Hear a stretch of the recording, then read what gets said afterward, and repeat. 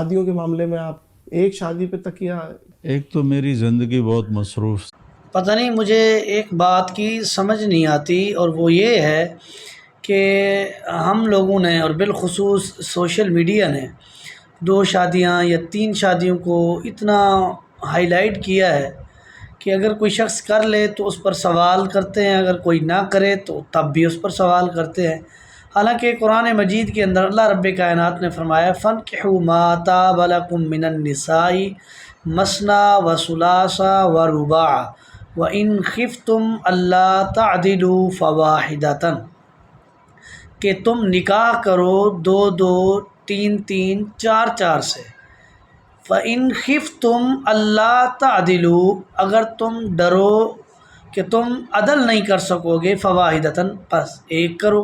یعنی ایک کی ایک شرط ہے اور کنڈیشن ہے کہ اگر عدل نہیں کر سکتے تو ایک